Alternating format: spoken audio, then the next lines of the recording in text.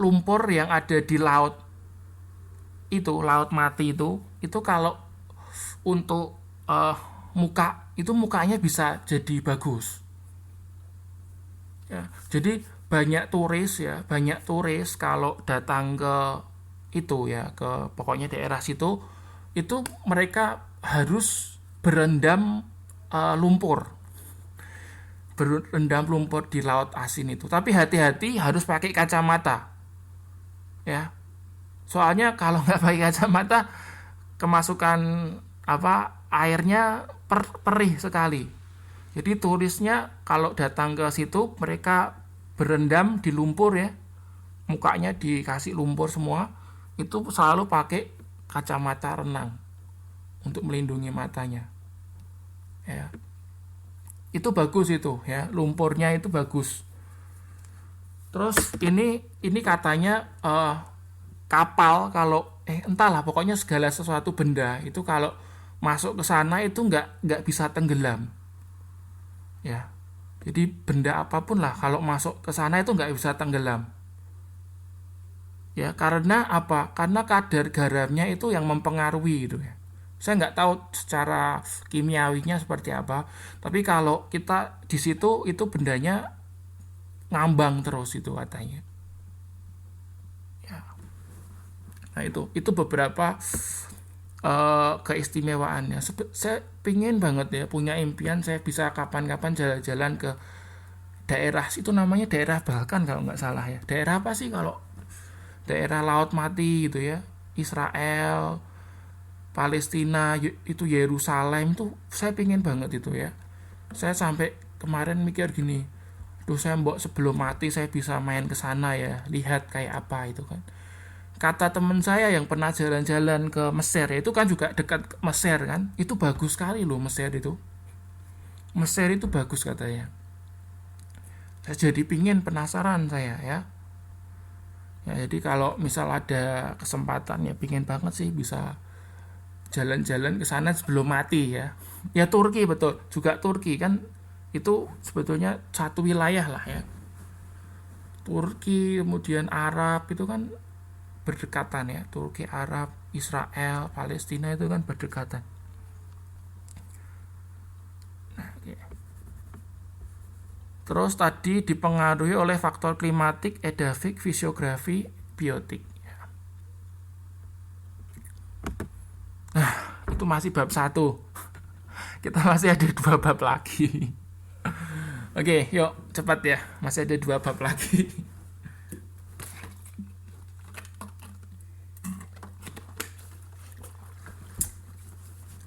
Oke, lanjutnya adalah mengenai kependudukan ya, mengenai manusia. Jadi penduduk itu adalah sejumlah orang ya, atau individu ataupun kelompok yang menempati suatu wilayah atau negara tertentu. Itu adalah definisi dari penduduk. Lalu kalau kita bicara mengenai sumber data kependudukan, itu bisa didapat dari sensus, survei, dan registrasi penduduk ya. Sensus, survei, registrasi penduduk. Ada yang tahu sensus itu apa, survei itu apa, registrasi penduduk itu apa? Tahu? Ada yang tahu?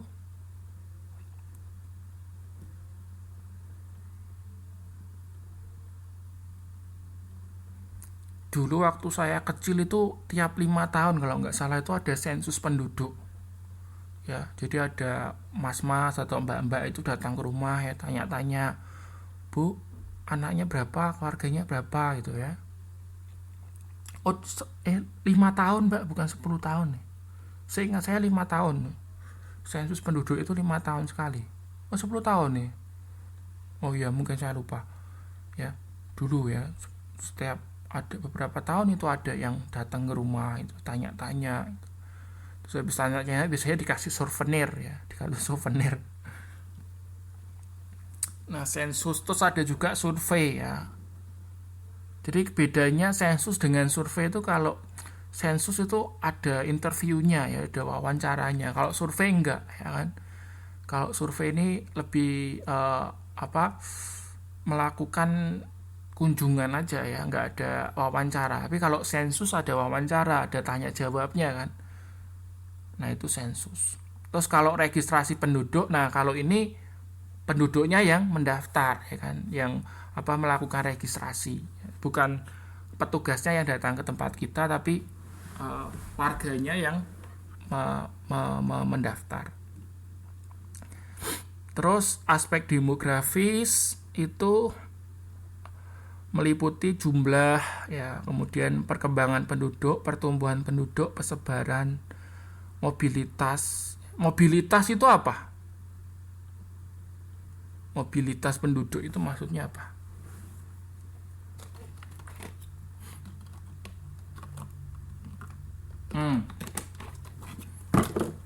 Jadi mobilitas itu dari itu ya, kata mobile itu kan artinya berpindah ya, mobile itu berpindah ya. Jadi mobilitas penduduk itu perpindahan penduduk, betul sekali ya. Lalu gejala kependudukan dipengaruhi oleh 3 faktor ya. Fertilitas atau kita sebutnya natalitas, mortalitas, dan migrasi. Oke. Kalau fertilitas apa maksudnya?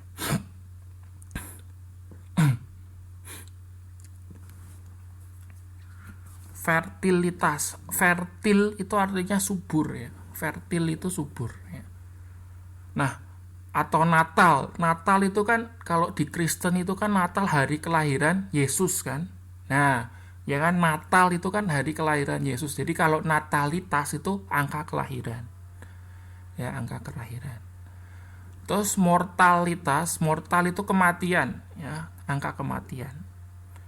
Lalu yang ketiga migrasi. Migrasi itu artinya perpindahan penduduk. Ya, jadi ini beberapa faktor yang mempengaruhi gejala kependudukan. Terus pertumbuhan penduduk ya, pertumbuhan penduduk dapat dibedakan ya, pertambahan penduduk alami, total, eksponensial, dan geometris. Oke, ada yang tahu nggak pertumbuhan penduduk alami itu seperti apa? Ini tadi saya belum sempat belajar ini yang ini.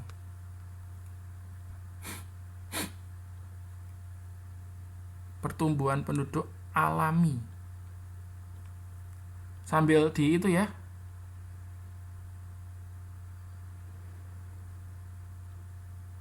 Sambil Anda lihat di Google boleh ya.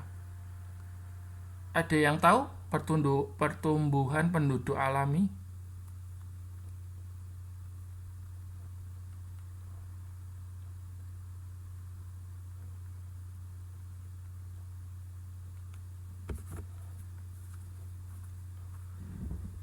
Oh ini sudah ada ini. Pertumbuhan penduduk alami itu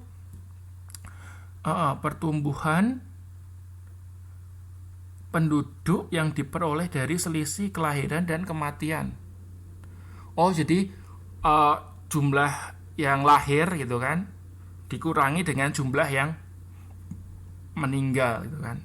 Nah rumusnya PA sama dengan L kurangi M. PA-nya itu pertumbuhan alami. Itu jadi yang pertama ya. Lalu yang kedua ada pertumbuhan penduduk total. Yuk.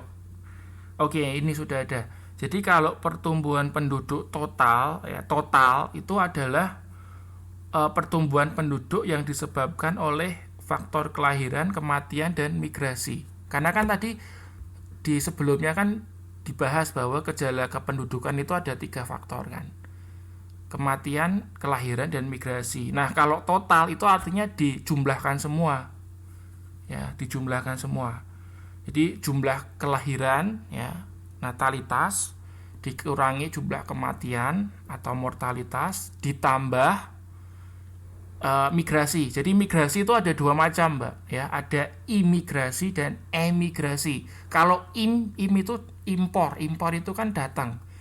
Ya, jumlah yang datang impor dikurangi emigrasi, ekspor dikurangi yang keluar, lalu ditambahkan ya. Jadi pertumbuhan penduduk total itu jumlah lahir dikurangi jumlah mati berapa, lalu ditambahkan selisih antara orang penduduk yang datang dikurangi penduduk yang keluar, dijumlahkan. Nah, itu total. Ya. Lalu ada lagi pertumbuhan penduduk eksponensial. Wah, di sini nggak ada.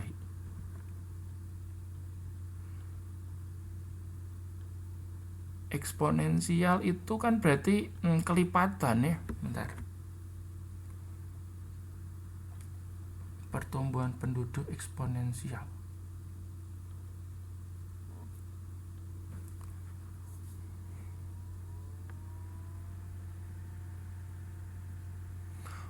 Oh.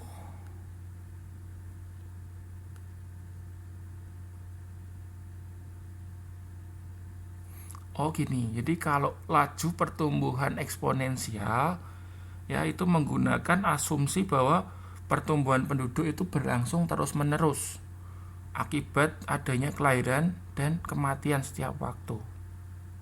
Jadi eksponensial itu kan artinya perpangkatan ya. Jadi terus-menerus gitu kan.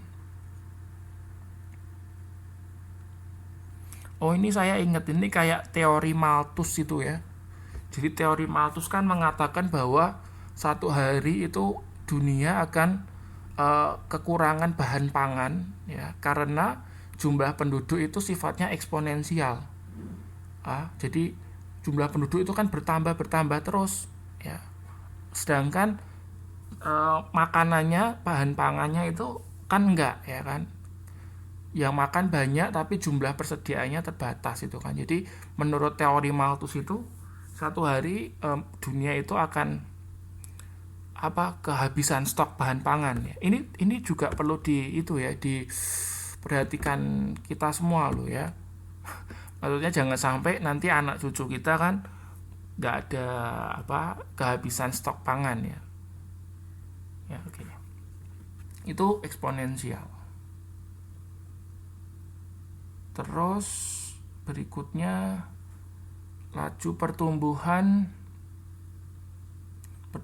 geometris.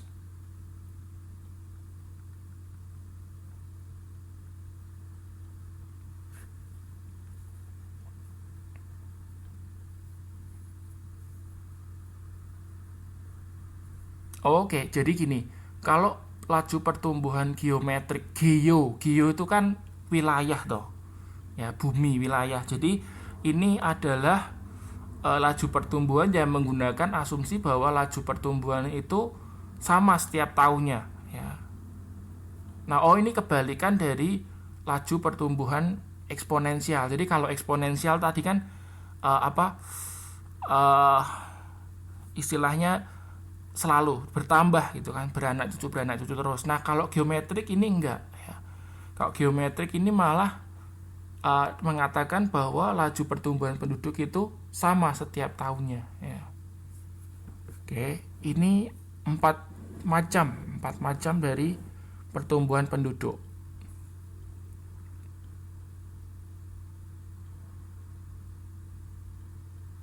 Oke, terus kita masuk ke angka kelahiran atau fertilitas atau tadi natalitas ya.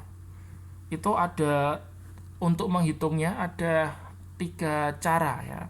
Yang pertama adalah angka kelahiran kasar.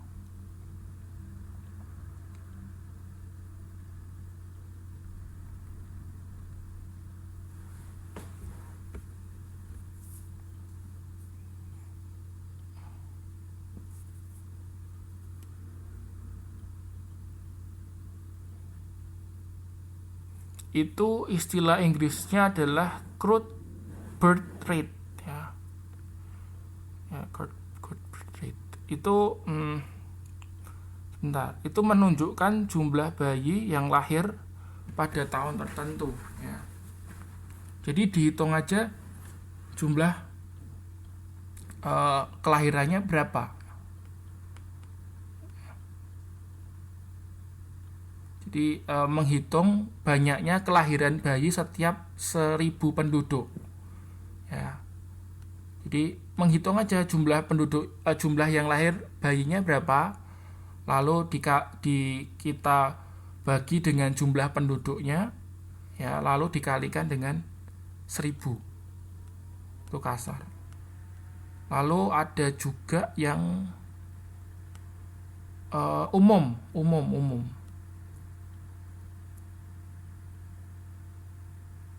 Nah, kalau umum itu dibatasi usianya, ya. Ya, kematian tidak perlu dihitung, ya. Itu tidak melibatkan angka kematian, Mbak Wiwi, ya, untuk yang kasar itu, ya. Yang dihitung jumlah kelahirannya aja, ya. Lahir per jumlah penduduk, ya kan, lalu dikalikan dengan 1000. Terus kalau yang umum ya, benar ya. Nah, kalau umum ini dibatasi dengan usianya, ya. Jadi kan yang bisa melahirkan itu kan usia 15 antara 49 itu kan. Ini menurut asumsi yang di sini ya. Yang aturannya itu antara 15 dan 49. Jadi yang dihitung ya yang wanita wanita dan pria pastinya kan. Enggak, wanita aja. Wanita usia 15 sampai dengan 49 tahun. Jadi kalau umum itu dibatasi dengan usia, ya.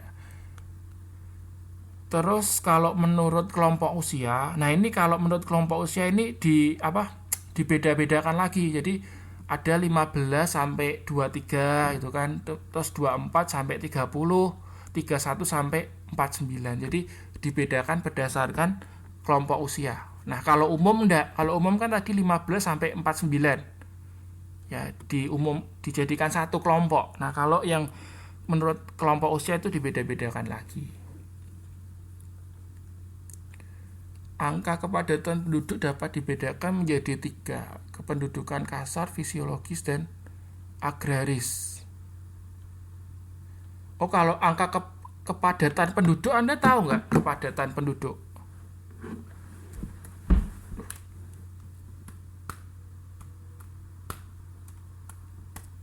HP saya itu kok error ya.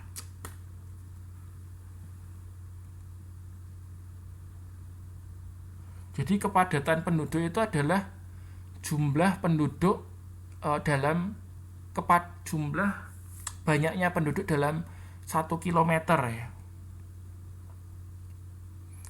Jadi perluasan 1 kilometer ya, itu jumlah penduduknya berapa orang gitu loh ya.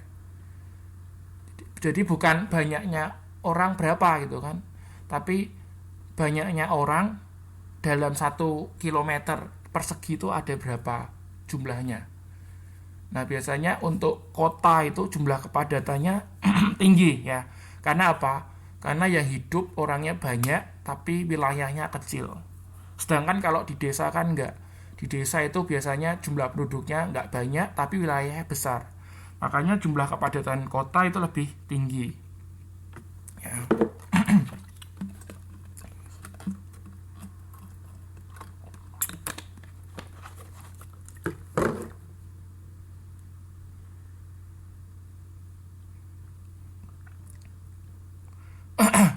Lalu kita bicara mengenai mobilitas. Oh, tadi sudah kita bahas ya.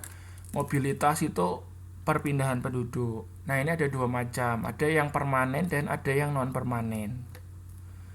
Jadi kalau yang non itu kan tidak.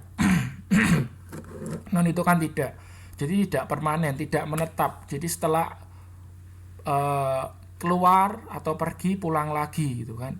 Itu non permanen. Ya kayak Anda di Taiwan gitu kan. Anda kerja 5 tahun, nanti Anda pulang lagi. Nah, itu non permanen. Nah, ada juga yang permanen. Kalau permanen misalnya Anda kerja di Taiwan, kemudian Anda menikah dengan orang Taiwan, Anda pindah warga negara, tinggal menetap di Taiwan sampai Anda meninggal. Nah, itu artinya yang permanen. Nah, itu biasa kita sebutnya migrasi. Migrasi. Lalu berdasarkan bentuk dan pengelolaannya. Oke, sekarang kita bicara mengenai transmigrasi. Transmigrasi itu apa? Ayo, transmigrasi itu apa?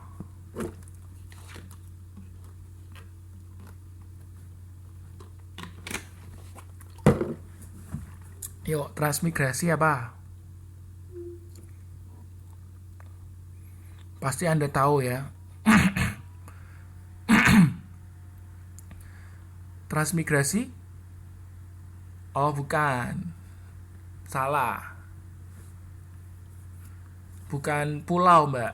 Ya, kalau kita bicara transmigrasi itu bukan karena pulaunya, bukan karena wilayahnya juga. Karena kepadatan penduduknya, Mbak.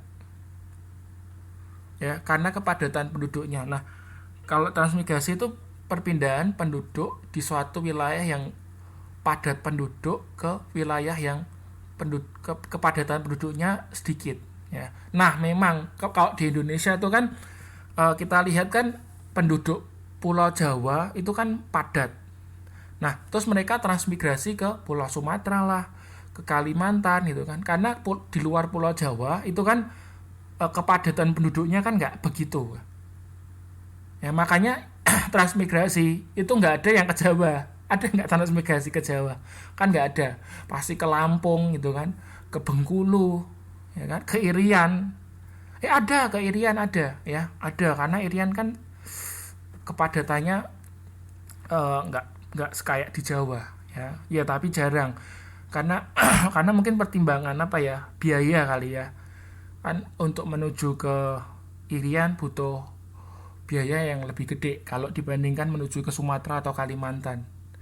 Ya, jadi transmigrasi itu bukan Pak dari pulau ke pulau, bukan karena pulau ke pulaunya, tapi karena jumlah kepadatan penduduknya.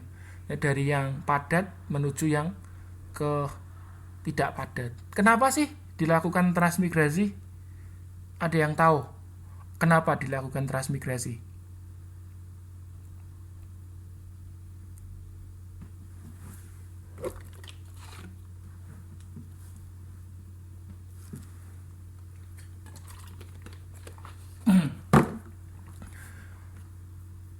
Ya, satu pemerataan penduduk, yang kedua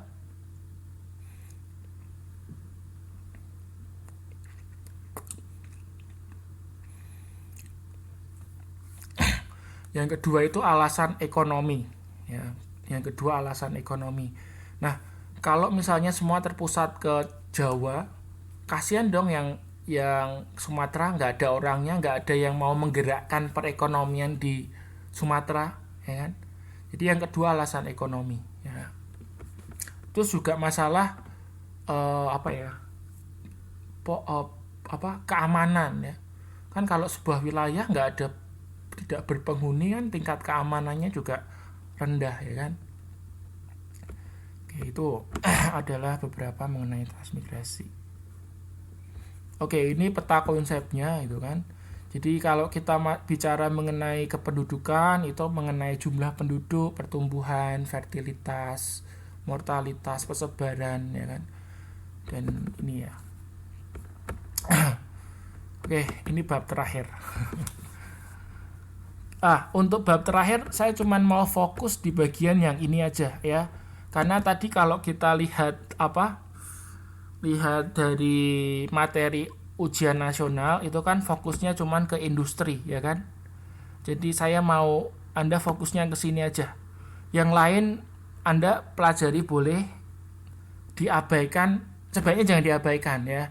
Karena kan kita tidak tahu juga soalnya kan. Kita cuman diberitahu kisi-kisinya, tapi nggak diberitahu soalnya. Tapi fokus saja ke yang kisi-kisinya. Nah, untuk kisi-kisinya kita fokusnya ke ini yang saya kotakin ini ya.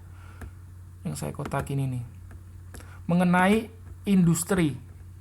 Ya, mengenai industri. Nah, industri itu apa sih?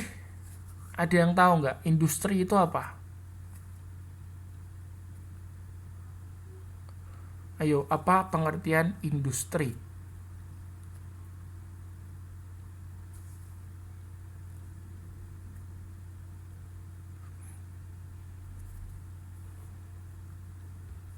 Ini biasa Mbak Eka aktif ini, kayaknya lagi sibuk ya.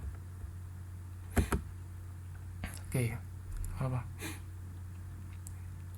Ya betul. Jadi industri itu adalah sebuah kegiatan ya, memproduksi barang menggunakan mesin ya, menggunakan mesin, jangan lupa ya, menggunakan mesin.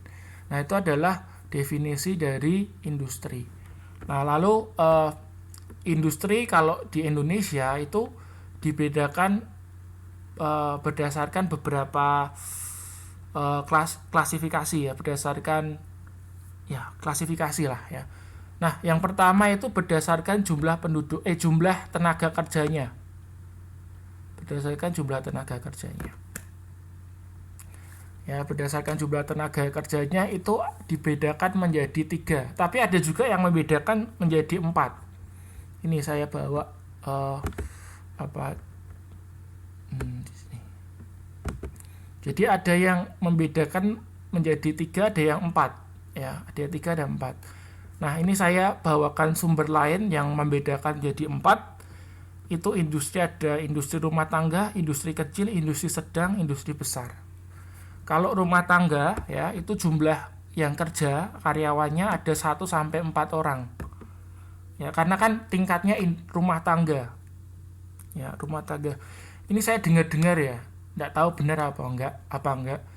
Di Cina ya, di Cina HP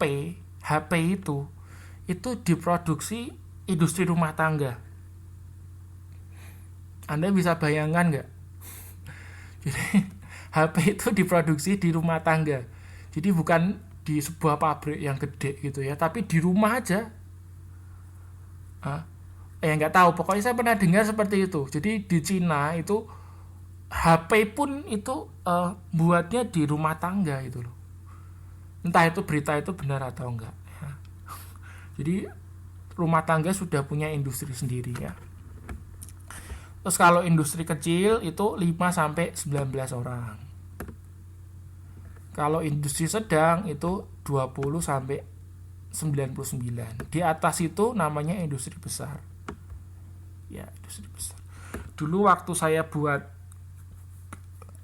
tesis ya. Tesis itu kayak skripsi ya, tapi untuk S2. Saya meneliti mengenai ini, industri kecil. Ya, mengenai industri kecil. Jadi saya melakukan survei, ada total sekitar 172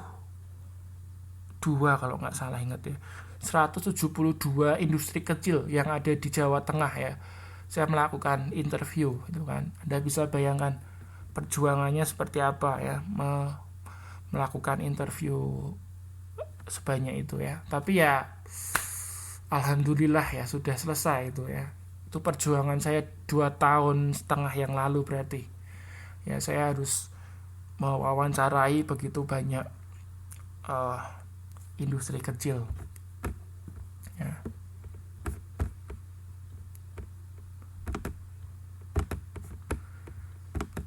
Terus yang kedua itu mengenai klasifikasi perindustrian berdasarkan surat keputusan Menteri Perindustrian.